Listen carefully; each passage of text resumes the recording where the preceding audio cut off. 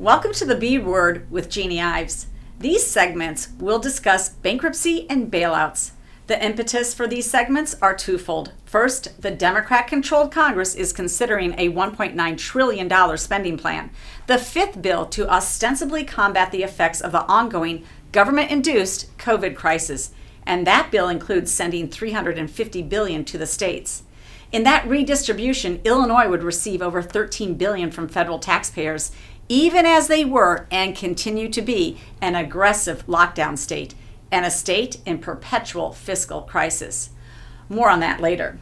The second reason for a full discussion about bailouts is the preposterous idea that, again, the Democrat-controlled Congress, along with President Biden, are considering writing off at least $10,000 per borrower of student loans. This is personal debt incurred freely by the borrower or his or her family. Before we even get started on the specific of bailouts, the more fundamental discussion is about to what degree taxpayers are responsible for the debt of someone else or the decisions other voters made for their state when they elected feckless politicians. This discussion is one many other philosophers and economists have written about decades and even centuries ago. It is really the discussion of redistribution of wealth, the taking by government of another person's productivity to give to someone else in need as the government defines it. In an article written by Harold B. Jones Jr. for the Foundation for Economic Education titled The Immorality of Redistribution, Mr. Jones looks back to what scientist, economist, and philosopher Immanuel Kant said in the 1700s. He summarized Kant's philosophy in these two statements. Statement 1, quote, "The immorality of redistribution lies in the elimination of this mutuality." End quote. The mutuality that he was discussing is the voluntary exchange of goods and services that Adam Smith is famous for discussing. End quote.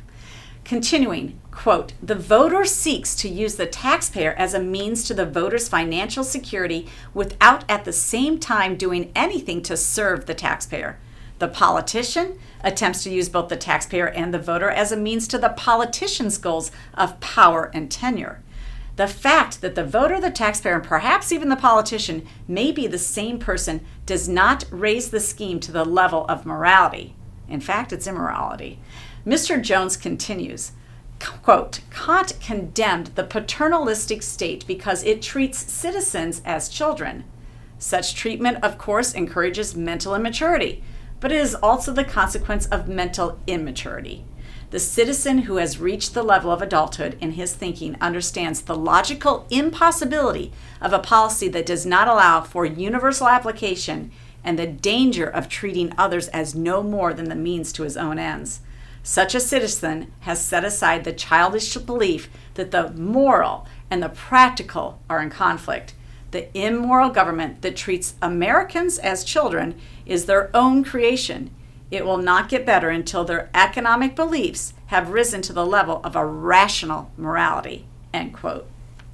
Simply put, government redistribution programs, when not universally applied and also mutually beneficial to all of the society, are immoral. Let's be clear here, though. It is not my opinion that the state should not use tax money to help needy citizens, especially those who through no fault of their own find themselves in need. For example, the child, the widow, the developmentally disabled. A moral society and a moral government takes care of these citizens especially. Those provided care under those circumstances, however, should be universally supported in the same way. Bailing out bankrupt and corrupt governments and personal student loan debt is an entirely different category of government assistance. And to do so would be the height of immorality. It pits citizens against each other and breeds resentment. Consider this. In a Washington Times article, here are just a few of the basic statistics on student loans. About 2/3 of students have gone into some kind of debt to pay for college. While the average debt is about $30,000, about 6% owe more than $100,000. Just a quarter of the student loans were incurred for graduate school, but they represent almost half of the $1.5 trillion total debt. The remaining 75% was incurred for undergraduate work. The federal student loan program is, at its very core, regressive and inequitable, and a loan amnesty will make it even more regressive and inequitable, end quote. So taxpayers would largely be paying off loans taken out for people in master's programs. Really? Behind every student loan is a story about a student or a family that knowingly took on the debt and what they did with their degree and their loan money. As Sarah Hart wrote in The Federalist, quote, "Student loan bailouts, however, are different. It's trying to pull the switch to alter the past, and only a select few. Moreover, those who agreed to a student loan were never tied to the tracks against their will," end quote. And then there are these pesky facts.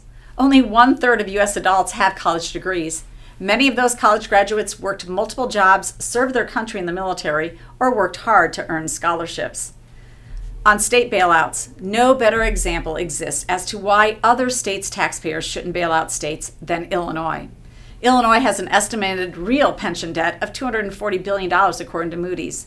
Mercatus Center ranks Illinois last for fiscal health, and it has the worst state credit rating in the nation. Reckless Illinois politicians haven't passed a balanced budget since 2001. Sending Illinois $13 billion means letting politicians kick the can down the road on real reform for a few more years. Unfortunately, many are starting to accept that bailouts are an acceptable practice to save the economy.